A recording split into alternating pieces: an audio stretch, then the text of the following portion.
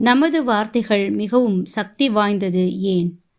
நமது வார்த்தைகள் உருவாக்கவும் அல்லது அழிக்கவும் கூடிய சக்தி வாய்ந்த கருவியாக உள்ளது.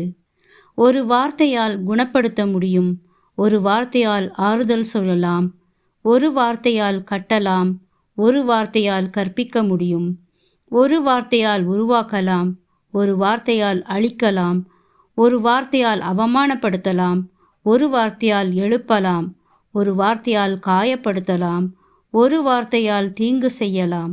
கடவுள் தமது வார்த்தைகளால் அனைத்தையும் படைத்தார். எல்லாவற்றையும் அவருடைய வார்த்தைகளால் படைத்தார். கடவுள் அவருடைய வார்த்தைகளால் நம்மை படைத்தார். படைப்பின் போது கடவுள் சொன்னார், மனிதனை நம் சாயலிலேயே உருவாக்குவோம். இதை யோவான் 1-4 கூறுகிறது. எனவே நாம் பேசும் வார்த்தைகளை கவனமாக பயன்படுத்த வேண்டும்.